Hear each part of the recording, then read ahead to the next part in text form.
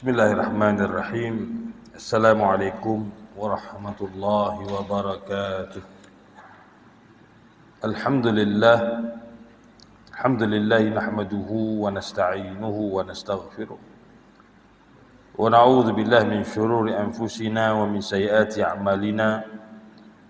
Man yahdihillahu fala mudilla lahu wa man yudlil fala hadiya lahu.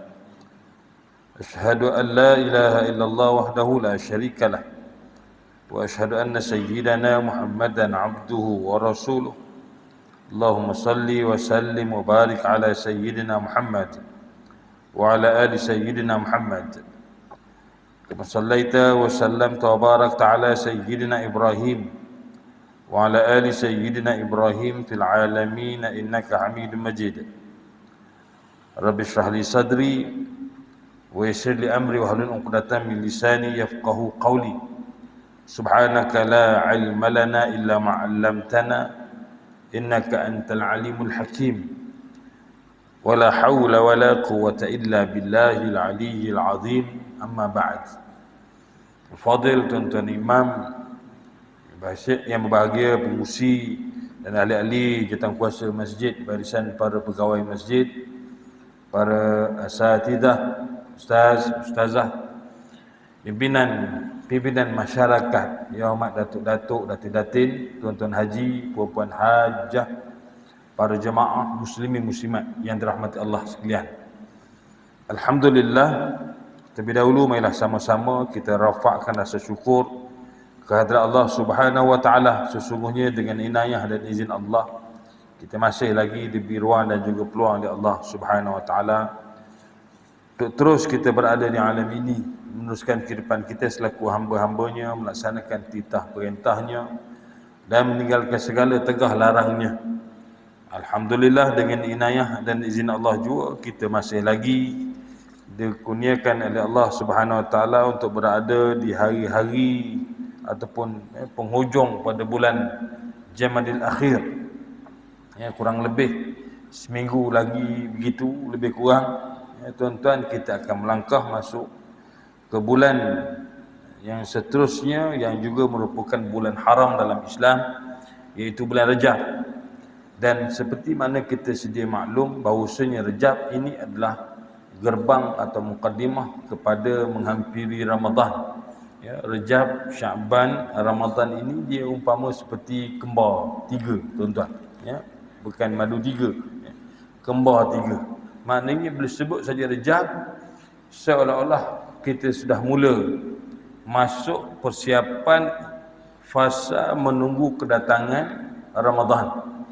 Sebab dalam hadis juga diriwayatkan bahawasanya baginda Nabi SAW, walaupun hadis ini bukanlah kategori hadis yang kuat, tuan-tuan, namun kerana maknanya dan juga lafaznya itu sendiri tidak bercanggah dengan akidah, walaupun hadis ini lemah, namun maknanya baik.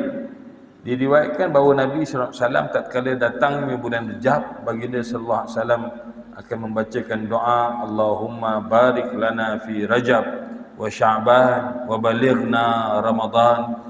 Ya Allah, berkatilah kami di bulan Rajab, berkatilah kami di bulan Sya'ban, dan sampaikanlah kami ke bulan Ramadan. Bermakna, tuan-tuan, betapa besarnya Ramadan itu sehingga baginda sallallahu alaihi wasallam seawal Rejab lagi dah mula mohon agar ditemukan dengan Ramadan.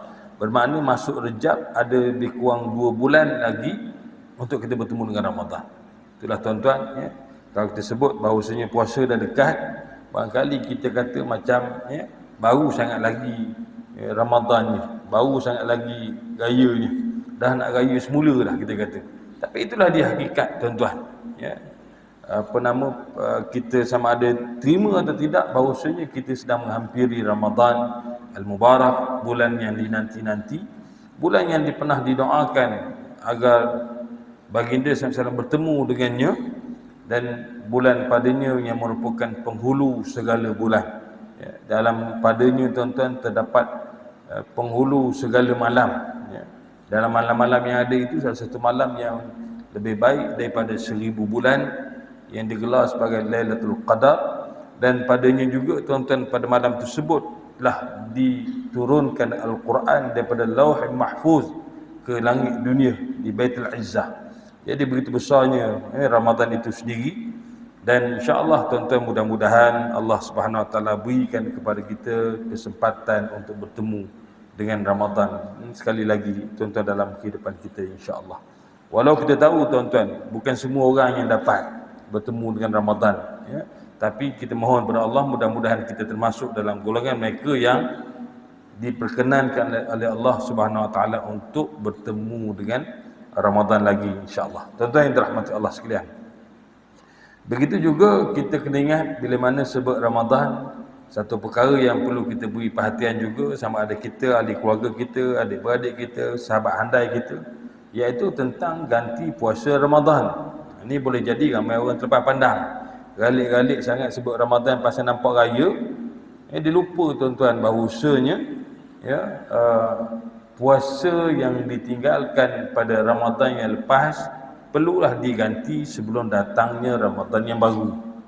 Kalau datang Ramadan yang baru, puasa tetap kena ganti walau bagaimanapun, namun dikenakan denda atau dikenakan fidyah berdasarkan jumlah hari yang belum diganti atau jumlah hari yang ditinggalkan.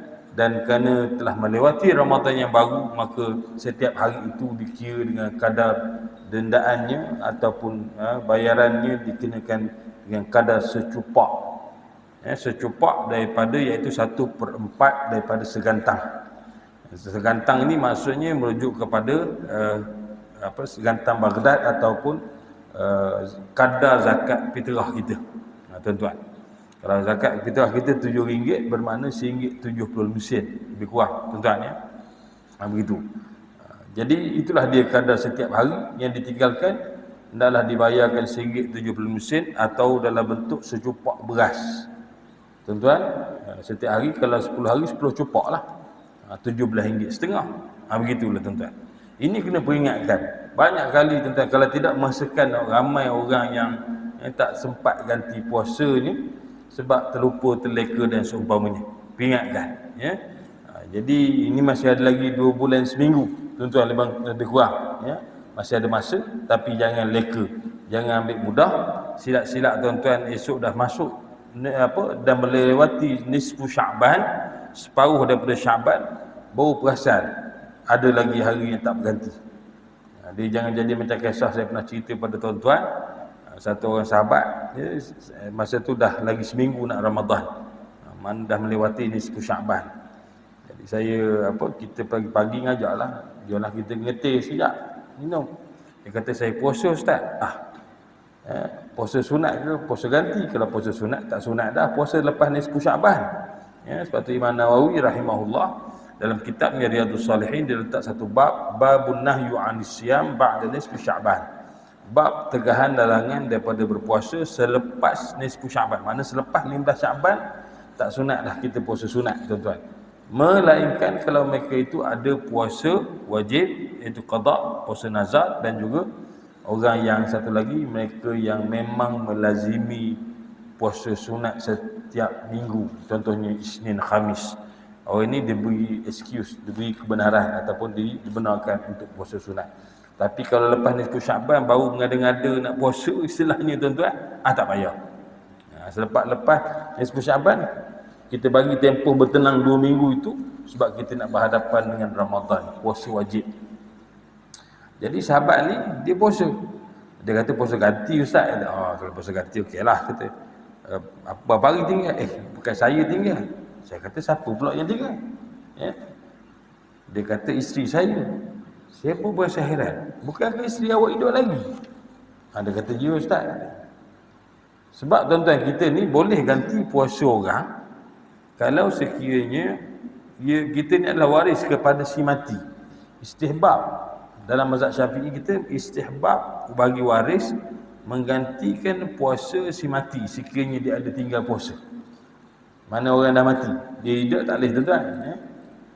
Jadi kalau dia dah mati, dia tak menggantikan puasanya selain daripada dikira fidyah tadi, maka puasa itu istihbab saja. Istihbab mana disukai waris menggantikan. Kalau ada 6 hari katakan, kita ada 6 beradik, pakatlah ambil sehari seorang.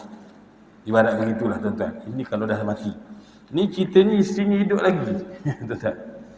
Jadi saya tengok guna gitu. Ini ustaz kata dia, isteri saya ada 14 hari Ramadan yang lepas. Ini ada tinggal seminggu lagi, tak dah kata dia. Jadi bincang-bincang, tanya orang tua-tua kata ambil lah separuh seorang. Saya kata apa lagi tanya orang tua-tua, ya? Bukanlah kita menafikan ketuaan dia tu. Orang tua banyak pengalaman, betul lah. Tapi tanyalah, nafas ahla dzikri in kuntum la ta'lamun. Tanyalah orang yang mengetahui. Kalau kamu tak mengetahui, kalau kamu tak tahu, tanyalah ustaz, apa sebagainya. Kenapa tak boleh ke ustaz? Tak boleh, ya. Kalaulah boleh, tu dia kata dia pakai ambil 7 hari seorang. Dia ambil 7 hari, isteri dia ambil 7 hari. Kira selesai dah masa 7 hari tu sebelum datang Ramadan, settle lah. Kira gitulah anggarannya. Saya kata kalaulah boleh, ya, tak payah buat begini kata. Awak cari 14 orang, ambil sehari seorang, puasa sehari serentak. Kalaulah boleh ceritanya. Lepas tu pakatlah buat buka puasa di rumah awak. Senang settle, sama sehari habis 14 hari. Tapi tak boleh.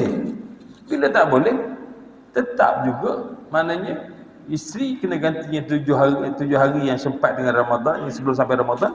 Lagi 7 hari itu kerana melewati Ramadan, hendaklah diganti pada tahun berikutnya itu, tetapi dengan dikenakan denda fidyah tadi sebanyak 7 hari, ya. Puasa tetap kena ganti, ya. Fidyah tetap kena bayar. Fidyah tu sebab apa? Sebab melangkau tahun, tuan-tuan. Itu cerita dia. Ada setengah orang dia faham, ustaz saya malas nak ganti, saya bayar fidyah je lah. Tak, fidyah kena bayar kalau melangkau tahun. Puasa tetap kena ganti. Jangan fikir dah bayar fidyah, settle. Kalau gitu, tolong orang banyak duit. Akal-sakat sikit 70 Mesir tu benda sangat bagi dia. Ya, tuan-tuan. Jadi, dia bukan begitu keadaannya. Hendaklah dia, ya, menggantikan puasanya, tetapi kerana melangkau tahun, hendaklah dia diiringi dengan bayar fidyah. Ini kena faham jelas, tuan-tuan. Satu lagi bezanya timbul ialah persoalan kalau seorang yang dah berusia dan dia itu, ya, telah mencapai umur nyanyuk. Mana nyanyuk, tuan-tuan, ya. Pergi masjid, balik masuk rumah orang, ya. Berapa lain pula rumah aku, kita dia pada rumah orang, ya. Pergi ke rumah anak, ya. Tapi dia memang masa sihatnya duduk kaki masjid. Jadi dia tak sedap duduk di rumah, dia ke masjid juga, tuan-tuan. Pergilah rumah anak, duduk perumahan, ya. Arah balik rumah serupa, ya, perumahan, tuan-tuan. Balik masuk rumah orang. Jadi orang ini kalau betul-betul kita kena pasti bahawasanya ianya nyanyuk. Kalau salah, kalau terlupa tu kita kedua. Kalau betul-betul nyanyuk, ya, semayang ngadap sini kiblat, bahaya ke belakang, ya. Orang dah semayang kan, dia semayang lagi. Ataupun orang kata dah beri makan, dia kata tak bagi makan. Mana kadang sampai tak kenal. Anak sendiri pun tanya, awak siapa, kata dia. Ini tuan-tuan, orang ini dah bila mana kita kenal pasti bahawa ianya ada nyanyuk, maka orang nyanyuk ini dikategorikan sebagai orang yang tidak sempurna akal. Maka dalam fiqh, seperti mana hadis Nabi sebut, la dina liman la aqla lahu. Tidak tertuntut tuntutan agama bagi orang yang tidak sempurna akal. Maka dia sama macam hukum orang yang orang gila, orang waras, orang tak sioman dan sebagainya. Mereka ini tak wajib semayang. Semayang ni hanya kepada orang yang waras sahaja. Sakit cerita kedua. Jangan kata sakit tak semayang. Sakit kena semayang juga. Semayang orang sakit. Ya, semayang cara semayang orang sakit. Tak boleh berdiri, duduk. Tak boleh duduk balik. Ya, sampai syarat mata pun kena semayang lagi. Selagi mana dia waras. Tuan-tuan. Tapi kalau dah tak waras, tidak sioman ataupun nyanyuk dan seumpamanya, maka dia ini termasuk kategori orang yang tidak sempurna akal. Maka tak wajiblah baginya puasa, tak wajib baginya solat, tak wajib baginya tuntutan-tuntutan agama yang lain. Maka orang yang tidak wajib tuntutan agama, maka tak perlu padanya fidyah. Tuan-tuan, ya, dia tak kena sebab dia dah tak wajib. Yang wajib, yang kena fidyah ni orang yang wajib puasa je. Kena jelas itu. Ini kan timbul juga kadang-kadang ya, kita apa orang tua kita di kampung barangkali dia dah tak berapa ingat ya. Ataupun dah memang dah nyanyuk. Tak tahu anak cucu pun tak kenal. Maka di situ tegak-tegakkan mereka sebagai nyanyuk, maka orang nyanyuk dah tak wajib puasa. Bila tak wajib tak kena ganti dan juga tak kena fidyah. Tuan ya, hanya kepada orang yang sempurna akal. Tuan-tuan muslimin, muslimat yang dirahmati Allah sekalian. Baik. Jadi begitu tuan-tuan ya. Kita ada dua bulan seminggu lebih kurang sebelum kita bertemu Ramadan, maka peringatkanlah ahli keluarga kita, sanak saudara kita, sahabat-sahabat kita, rakan taulan kita, kok ada yang terlepas pandang nanti tuan-tuan ya, tentang mengganti puasa Ramadan yang lepas. Tuan-tuan yang dirahmati Allah sekalian, kita hari ini kita sambung perbincangan kita masih lagi membincangkan tentang persoalan halal haram dalam Islam. Kita masih lagi membincangkan halal haram dalam kehidupan umum seorang muslim ya. Kita telah menyentuh pada halaqah lepas tentang golongan kafir zimmi ya, dan juga apa yang dikatakan sebagai harbi ya. Untuk halaqah pada malam ini kita melihat tajuk berkenaan dengan wala' atau memberikan kepimpinan kepada orang bukan Islam ya. Apa yang disebut oleh Dr. Almarhum Dr. Yusuf Al-Qaradawi dalam kitabnya Halal wal Haram fil Islam ialah seperti mana berikut. Barangkali terdapat satu kemusykilan yang seringkali terlintas dalam hati kita atau yang seringkali disebut oleh lidah kita, iaitu bagaimana boleh direalisasikan perasaan ingin membuat kebaikan, rasa cinta, kasih dan pergaulan yang sempurna dengan selain kaum muslimin, sedangkan Al-Quranul Karim sendiri melarang kita untuk memberikan kasih sayang kita kepada golongan kafir dan menganggapnya sebagai penguasa. Sebagaimana firman Allah dalam Al-Quran surah Al-Ma'idah ayat 51 hingga 52, a'udzubillahi minasyaitonirrajim. Ya ayyuhalladzina amanu la tattakhidul yahuda wan nasara awliya'an ba'duhum awliya'u ba'd wa man yatawallahum minkum fa innahu minhum innallaha la yahdil qaumadh dhalimin fataral ladzina fi qulubihim maradun yusari'una fihim. Sadaqallahul azim, yang bermaksud, wahai orang-orang yang beriman, janganlah kamu mengambil orang-orang Yahudi dan Nasrani itu sebagai teman rapat, kerana setengah mereka menjadi teman rapat kepada setengahnya yang lain. Dan sesiapa di antara kamu yang menjadikan mereka sebagai teman rapatnya, maka sesungguhnya dia adalah daripada golongan mereka itu. Sesungguhnya Allah Subhanahu wa taala tidak memberikan petunjuk kepada kaum yang berlaku zalim. Dalam pada itu engkau lihat orang-orang munafik yang ada penyakit dalam hatinya segera berusaha mendampingkan diri mereka, iaitu diri mereka kepada Yahudi dan Nasrani. Ini surah Al-Ma'idah ayat 51-52 tuan-tuan ya. Jadi kalau dilihat tuan-tuan, realiti yang berlaku di Madinah Al-Munawwarah ketika mana golongan munafik ini ya, seperti mana yang pernah kita sebut dahulu, bagaimana berlaku atau tertubuhnya pasukan ataupun kumpulan golongan yang disebut sebagai al-munafiqun, iaitu ketika hijrahnya Nabi SAW sedang di Madinah Al-Munawwarah ketika itu ya, didiami oleh beberapa suku kaum yang terdiri daripada bangsa Arab dan juga bangsa Yahudi. Bangsa Arab yang terdiri daripada suku kaum Aus dan juga Khazraj, manakala bangsa Yahudi terdiri daripada suku kaum Quraidah, Qainuqa dan juga Bani Nadir. Jadi 3 puak Yahudi dan juga 2 puak Arab ini masing-masing ya, cuba mencari pengaruh ya, untuk menguasai Yathrib atau Madinah, kemudian dinamakan. Jadi terdapat pakatan antara Abdullah bin Ubay bin Salul daripada suku kaum Khazraj, atau dikenali sebagai Abdullah bin Ubay bin Salul Al-Khazraji ya, jadi yang mana dia telah melakukan satu pakatan bersama dengan orang-orang Yahudi untuk menabalkan dirinya sebagai Raja Madinah, Raja Yathrib.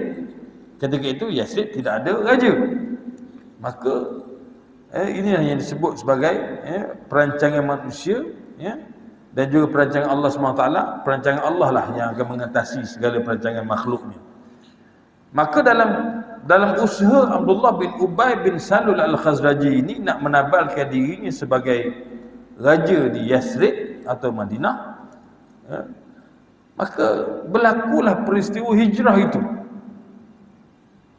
Tibalah baginda Nabi SAW dalam peristiwa hijrah sampai di Madinah Al-Munawwarah atau sampai di Yathrib, kemudian dinamakan oleh baginda SAW sebagai Madinah Al-Munawwarah.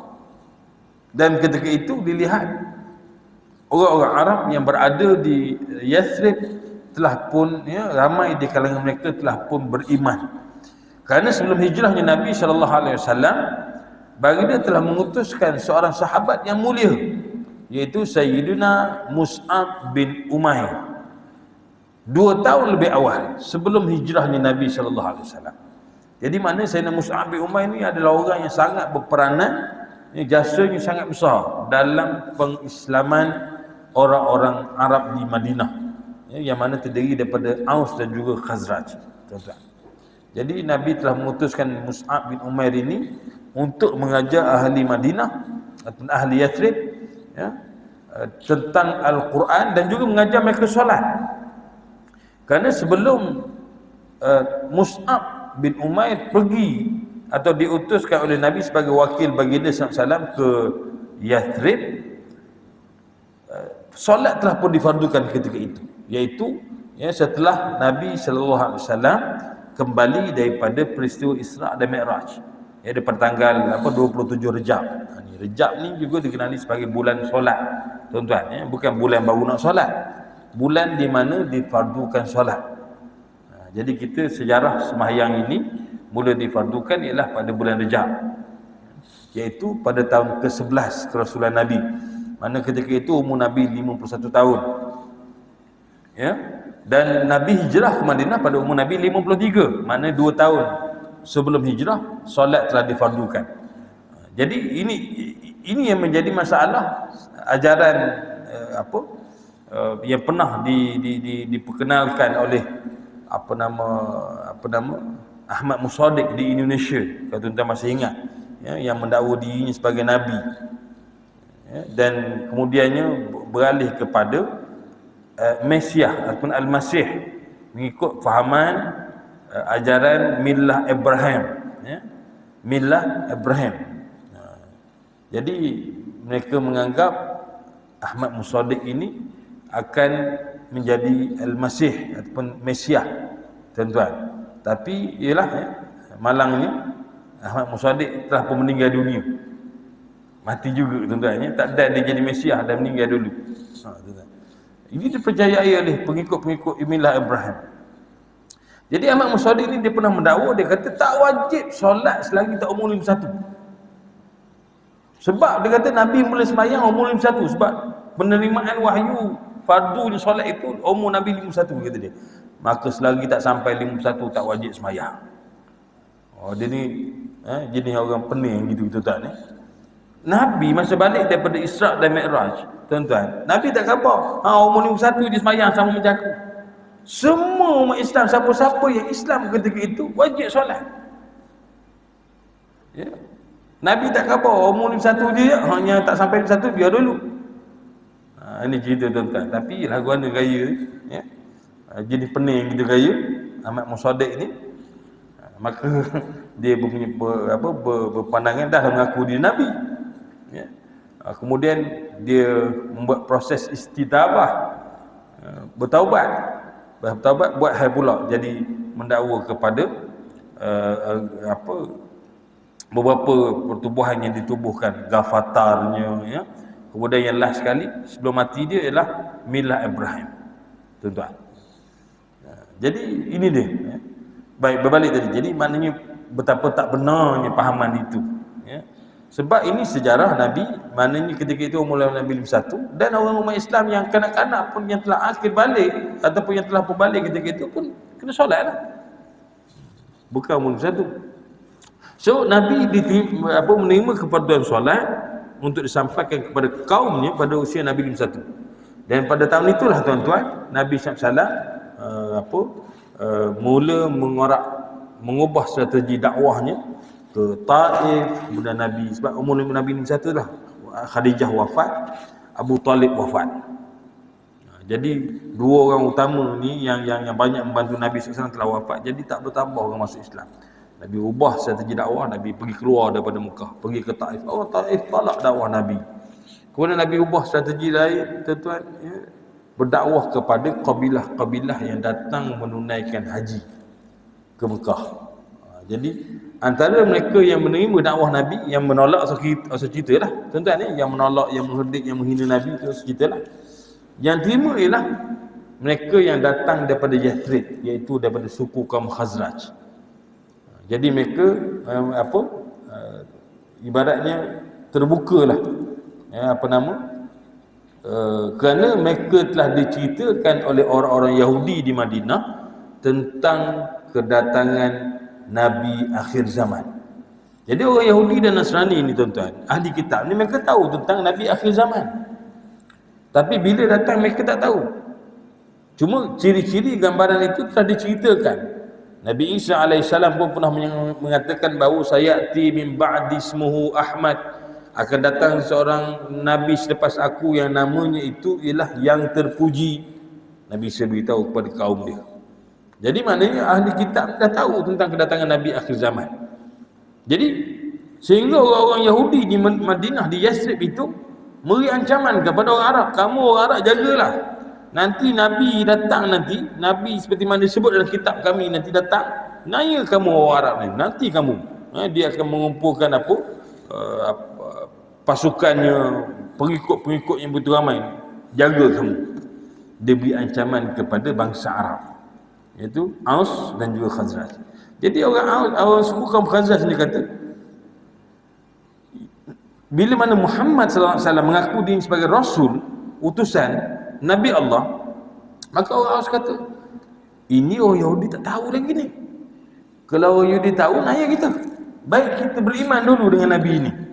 Itu bermulanya, maknanya sinar dakwah, menerimanya orang-orang Madinah, orang Yathrib ini akan dakwah Nabi SAW. Maka mereka pun bersetuju untuk menerima Islam. Maka Nabi utuskan seorang sahabat yang mulia, Sayyidina Mus'ab bin Umair, untuk dihantarkan kepada orang-orang Madinah, orang Yathrib, untuk mengajar mereka tentang Al-Quran, dan juga solat. Sebab itu ketika Nabi SAW sampai dalam peristiwa hijrah ke Yathrib, Nabi SAW dan umat Islam yang lain, mereka ini mendirikan solat di sebidang tanah yang agak tanah lapang. Tanah itu, tempat itu biasa dijadikan sebagai tempat menjemur kurma, tamar, tempat jemur supaya dia kering, maka disimpanlah. Sebab kurma ni kalau tak, yang dah masak, kalau tak dijemur, tak dikeringkan, dia akan rosak. Jadi tapak tanah itulah yang dipilih oleh Nabi SAW, benar-benar berhadapan dengan rumah Sayyidina Abu Ayyub Al-Ansari, di mana tempat unta baginda SAW berhenti. Dan Nabi pun SAW bermalam di rumah Abu Ayyub Al-Ansari beberapa ketika. Dan tanah depan itulah dipilih oleh Nabi SAW untuk dilapangkan, diratakan, dan dibeli dululah, beli. Bila didapati tanah itu adalah dimiliki oleh dua anak yatim daripada Bani Najjar, maka Nabi SAW berjumpa dengan walinya dan berbincang dan menawarkan untuk membeli tanah tersebut. Jadi berdasarnya, sebab Nabi nak bina masjid. Jadi ketika itu, bila tahu nak bina masjid, wali kepada Bani Najjar ini, anak yatim dari Bani Najjar ini, dia menawarkan percuma. Nabi kata tidak, dengan bayaran, kena bayar. Sebab ini tanah anak yatim. Cuma ketika itu khilaf di kalangan fuqaha. Sebenarnya tuan-tuan, kita setelah sempurnanya syariat, tak boleh kita beli tanah anak yatim.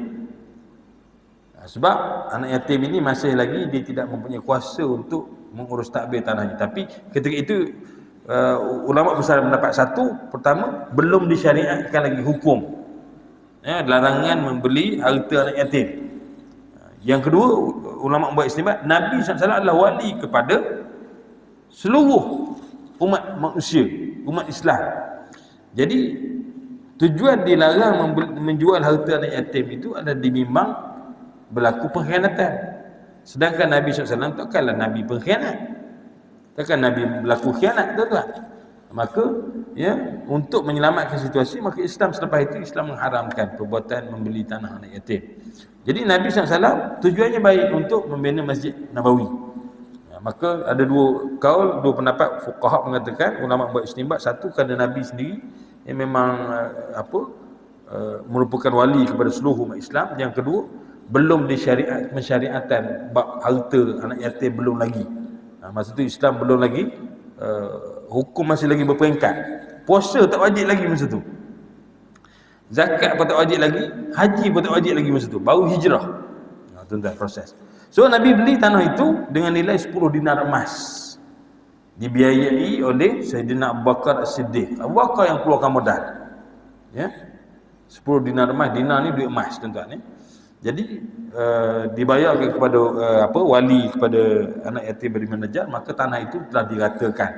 Ya, pokok-pokok tamar ditebang, terdapat beberapa kubur-kubur lama musyrik, orang lama, tuan-tuan, maka dipindahkan, ya, dan diratakan dan dibina Masjid Nabi. Jadi kalau tuan-tuan pergi ke Madinah atau pergi Masjid Nabawi, itulah dia tapak tanahnya.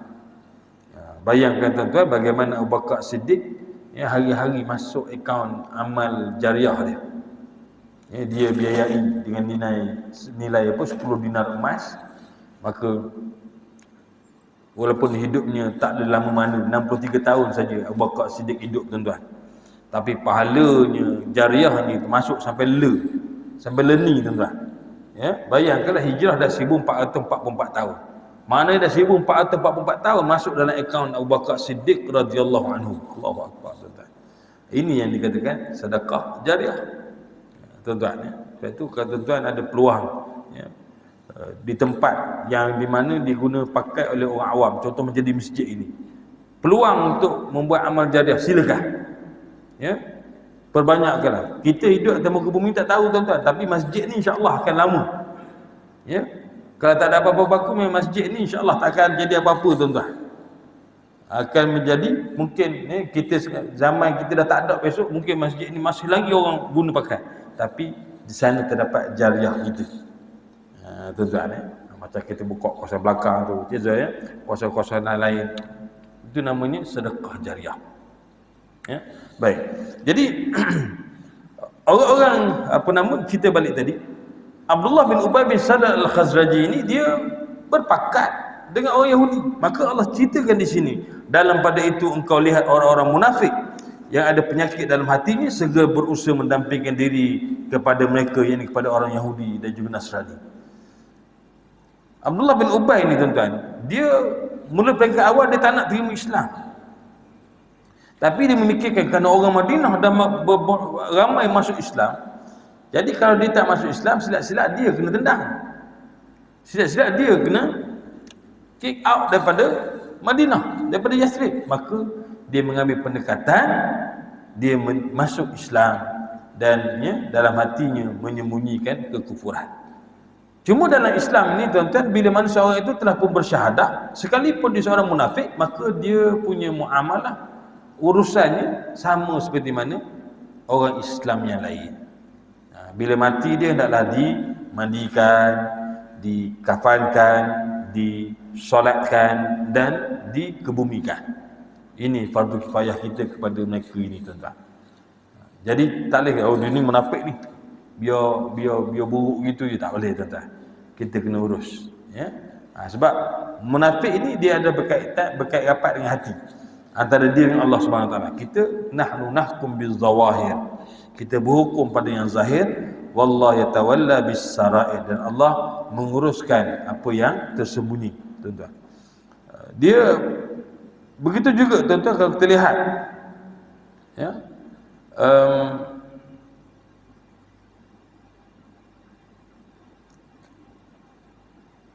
Abdullah bin Ubay bin Salul ini, ya, ketika dia meninggal dunia, dalam satu hadis, ya, diriwayatkan, tuan-tuan, banyak riwayatnya, antara hadis Bukhari, ya, tuan-tuan, menceritakan an Nafi' an Ibn Umar qala lamma tuwaffiya Abdullah bin Ubay ibn Salul ja'a ibnuhu Abdullah bin Abdullah.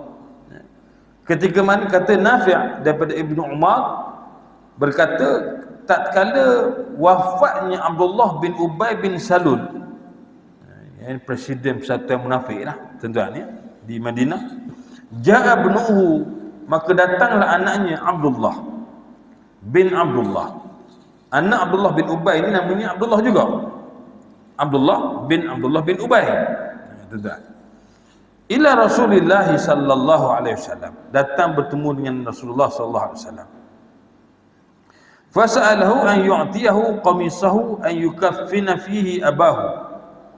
Dia minta dengan Nabi sallallahu alaihi wasallam supaya ya, agar Nabi berikan baju baginda untuk dijadikan kain kafan bagi menutupi jenazah ayahnya. Siapa? Abdullah bin Ubay bin Salul al-Khazraji. Maka fa'atahu, maka Nabi SAW beri kepada Abdullah, anak kepada Abdullah bin Ubay bin Salul. Anak dia ni baik tuan-tuan ya. Dia tak macam ayah dia. Dia beriman ya. Anak dia beriman, sempurna imannya. Thumma salahu, kemudian dia meminta dengan Nabi SAW an yusalliya alaihi, untuk menyembayangkan jenazah ayahnya. Siapa ayah tadi? Abdullah bin Ubay bin Salul al-Khazraji ya. An yusalli alaihi, faqama Rasulullah sallallahu alaihi wasallam liyusalli alaihi, faqama Umar fa'akhadha bi thawbi Rasulillah sallallahu alaihi wasallam faqala ya Rasulullah atusalli alaihi wa qad nahaka Allah an tusalli alaihi, faqala Rasulullah sallallahu alaihi wasallam innama khayyarani Allah faqala istaghfir lahum aw la tastaghfir lahum in tastaghfir lahum 70 marrah wa sa'zidu ala 70 qala innahu munafiq fasalla alaihi Rasulullah sallallahu alaihi wasallam wa anzalallahu azza wa jalla wa la tusalli ala ahadin minhum mata abadan wa la taqum ala qabrih. Jadi ketika itu tuan-tuan, Nabi SAW berikan baju baginda untuk jadikan kafan bagi menutupi jenazah Abdullah bin Ubay bin Salul atas permintaan anaknya. Maka Nabi pun memberikan baju baginda untuk dijadikan kain kafan. Kemudian Abdullah meminta lagi Nabi SAW untuk mensolatkan jenazah ayahnya. Dan Rasulullah SAW bangun untuk menunaikan solat ke atas jenazah Abdullah bin Ubay. Kemudian Umar bin Khattab bangun dan memegang baju Rasulullah SAW selalu berkata, ya Rasulullah, adakah kamu akan mensolatkannya? Sesungguhnya Allah telah melarang kamu untuk mensolatkannya. Maka Rasulullah SAW bersabda, sesungguhnya Allah memberikanku pilihan dengan firman-Nya, yakni orang-orang munafik itu, sama ada engkau minta ampun untuk mereka atau engkau tidak meminta ampun bagi mereka. Jika engkau wahai Muhammad meminta ampun bagi mereka 70 kali sekalipun, dan aku tambah lebih daripada 70, sesungguhnya dia adalah seorang munafik. Maka Rasulullah SAW pun mensolatkannya, dan turunlah ayat Allah Azza wa Jalla, ayat Al-Quran daripada surah At-Taubah ayat ke-84, iaitu wala tusalli ala ahadin minhum mata abadan wala taqum ala qabrih. Surah At-Taubah ayat 84, iaitu bermaksud, dan jangan engkau sembahyangkan seorang pun yang mati daripada orang-orang munafik itu selama-lamanya, dan jangan engkau berada di tepi kuburnya. Hadis riwayat Imam Muslim, dan juga Imam Bukhari meriwayatkan hadis yang hampir sama dalam sahihnya. Nombor hadis 1366 dan juga 4671. Dalam riwayat Imam Muslim hadis 2400 dan 2774. Al-Imam An-Nawawi rahimahullah dan Syekh Asbal Hasan Az-Zuhaili hafizahullah, ketika mana menghuraikan hadis ini, telah memberi komentar bahawa Nabi SAW telah memberikan baju baginda untuk dijadikan kafan kepada jenazah Abdullah bin Ubay bin Salul apabila diminta oleh anak andanya, kerana baginda ingin menjaga hati anaknya yang merupakan sahabat Nabi yang soleh. Anak Abdullah bin Ubay bin Salul ini tuan-tuan, itu Abdullah bin Abdullah, seorang yang soleh. Jadi Nabi bagi kerana Kata Imam Nawawi, ya, demi untuk menjaga hati anaknya. Ya, anak ni tuan-tuan, walau bagaimanapun ayah jahat mana sekalipun, tetap dia ayah. Itu cerita dia. Ini akhlak Nabi SAW, tuan-tuan. Nabi nak ajar. Ya. Bukan kerana Nabi memuliakan Abdullah bin Ubay bin Salul Al-Khazraji, tapi kerana Nabi menjaga hati anak kepada Abdullah bin Ubay, iaitu Abdullah bin Ubay, Abdullah bin Ubay. Jadi takut tuan-tuan confuse pula berapa kali sebut nama Abdullah. Orang Arab begitu tuan-tuan, biasanya dia kadang-kadang nama pusing-pusing begitu je, ya. Abdullah bin Abdullah, ya. Kadang nama apa, Hasan bin Muhammad bin Abdullah bin Hasan. Jadi dipusing begitu, dia suka, kalau tuan-tuan tengok, kita mungkin tak pakai sangat tuan-tuan, tapi kalau raja-raja kadang dia pakai nama Muhammad ke berapa, Sultan Muhammad keempat, maknanya dia pakai nama nenek moyang mereka. Tuan-tuan, kita jarang pakailah. Kita biasanya anak kalau boleh nak lain daripada orang lain. Nama tu kalau boleh tak serupa orang kita, tuan-tuan. Ya. Tak tahulah macam mana taste cita rasa kita orang Melayu, ya. Kalau boleh dalam Malaysia ni seorang tu ialah namanya. Kalau boleh, tuan-tuan. Kita tak minat, ya. Orang Melayu kita ni mudah begitu. Baik. Jadi pendapat lain pula mengatakan bahawa Nabi memberikan baju baginda sebagai balasan kepada Abdullah bin Ubay yang telah memberikan bajunya untuk dipakai oleh bapa saudara Nabi, iaitu Al-Abbas, ketika mana peristiwa peperangan Badar. Maka Nabi ingin membalas jasa tersebut di dunia agar tiada lagi hutang yang tidak terbalas di akhirat nanti. Sebab Abdullah bin Ubay bin Salul ini dia pernah bagi kepada Al-Abbas, iaitu bapa saudara Nabi sallallahu alaihi wasallam, Sayyidina Al-Abbas bin Abdul Muttalib, ya. Dalam peperangan Badar dia pernah beri baju. Jadi dia nak balas jasa Abdullah bin Ubay yang telah memberikan baju kepada Al-Abbas, supaya di akhirat besok tak adalah dia kosong-kosong dah, tak ada lagi, ya, hutang budi tadi, tuan-tuan. Itu cerita dia. Supaya tidak lagi terbalas, tidak lagi hutang yang tidak berbalas di akhirat nanti. Dan hadis ini juga menjadi petunjuk bahawa Nabi SAW mempunyai akhlak yang sangat terpuji. Ya, walaupun baginda telah mengetahui bahawa Abdullah bin Ubay bin Salul Al-Khazraji ini merupakan seorang munafik yang telah banyak kali menyakiti hati Nabi SAW. Dalam perang tiba-tiba janji nak join dengan Nabi, tiba-tiba dia patah balik. Sakit, tuan-tuan. Nama golongan munafik, ya. Dia menyembunyikan sokong Nabi, tapi dia menyembunyikan kekufuran itu.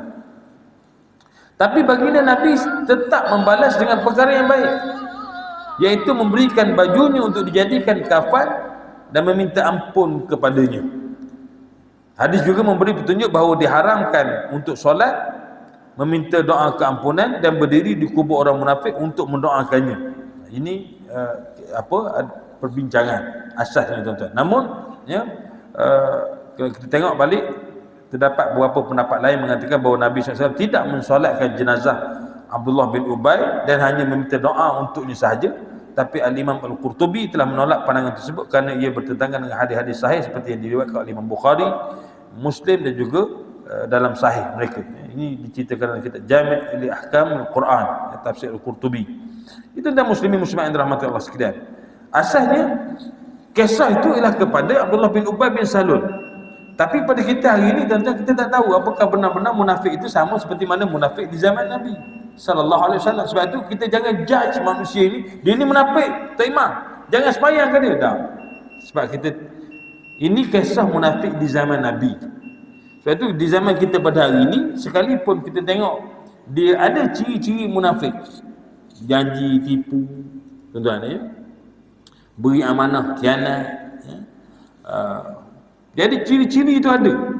Mana kita tak boleh judge dia, kita tak boleh katakan dia itu munafik seperti mana munafik di zaman Nabi sallallahu alaihi wasallam. Maka hukumnya kita bermuamalah dengan mereka, kalau mereka mati, diwajibkan kita memandikan dia, mengkafankannya, mensolatkannya dan menghubungikannya seperti mana muslim yang lain. Sebab kita tak boleh nak compare dia itu sama seperti mana munafik zaman Nabi sallallahu alaihi wasallam, seperti mana berlakunya kepada Abdullah bin Ubay bin Salul. Tuan-tuan muslimin muslimat adalah mata Allah sekalian. Jadi begitulah Allah SWT menyentuh tentang bagaimana orang-orang munafik ini yang berusaha mendampingi orang-orang Yahudi dengan pakatan-pakatan mereka, tuan-tuan ya. Jadi insya-Allah tuan-tuan, pada halaqah akan datang kita akan huraikan dengan lebih panjang berkenaan dengan hukum ataupun berkenaan dengan tafsiran daripada ayat ini, kerana ia berkaitan rapat dengan hukum kita memberi wala kepada orang-orang yang bukan Islam ya, memberi wala kepada orang yang bukan Islam. Sejauh manakah dikatakan halalnya kalau dibenarkan, dan sejauh manakah dikatakan dilarang sekiranya tak dibenarkan, sekiranya diharamkan. Ya, saya cukup sekadar itu untuk halaqah pada kali ini. InsyaAllah kita jumpa lagi pada halaqah yang akan datang, insyaAllah. Yang baik dari Allah SWT, yang kurang yang ta'if kemana saya sendiri, mohon ampun, mohon maaf. Aqulu qawli hadha, astaghfirullahal azim li wa lakum. Assalamualaikum warahmatullahi wabarakatuh. Wallahu a'lam.